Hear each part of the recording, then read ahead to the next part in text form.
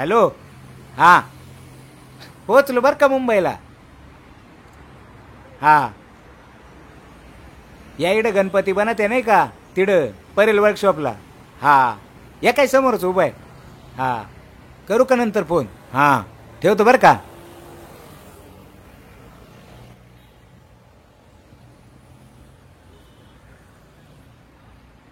Parel workshop हेच आहे ना.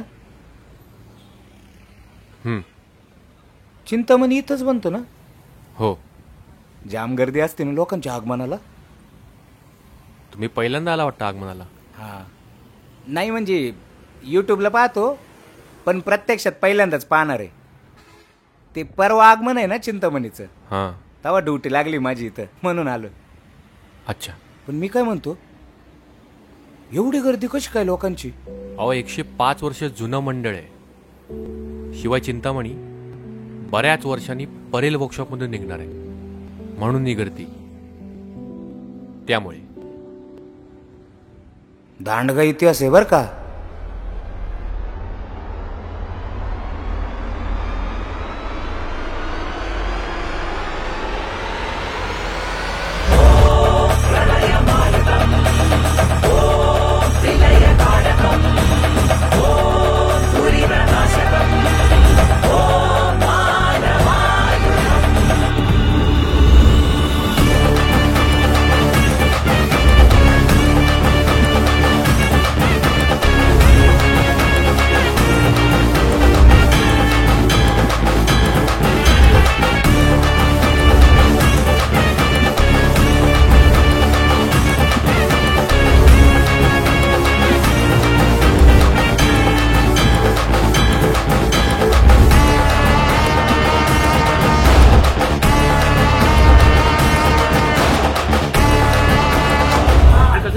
उत्सव मंडळ एक परंपरा, एक सांस्कृतिक परंपरा आहे, समाजसेवेची परंपरा आहे.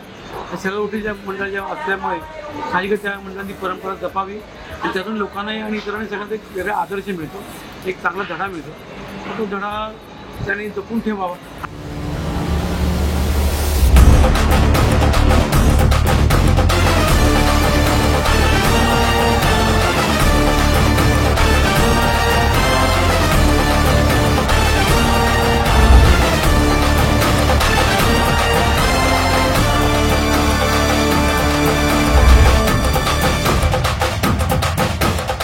आणि आता एक मोठी बातमी आपल्यासमोर येते ती म्हणजे महाराष्ट्रातील सर्वात जुन्या आणि मोठ्या अशा सार्वजनिक गणेशोत्सव मंडळाबद्दल, चिंचपोकळीच्या चिंतामणीबद्दल. गेल्या 105 वर्षांपासून अनेक दिग्गज मूर्तिकारांनी चिंतामणीचं वेगवेगळं रूप साकारलं.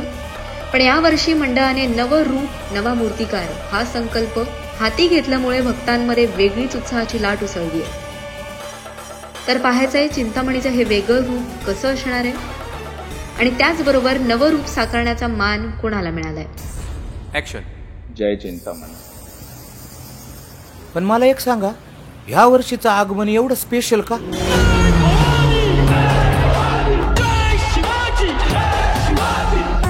भाऊ श्वास रोखून धरा, धुरळा उडणार आहे.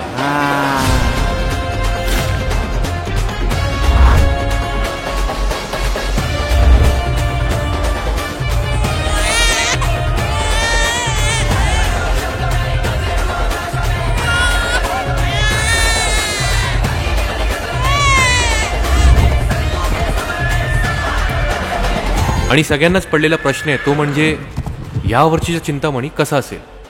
डोळ्यात पाणी आणि अंगावर काटा.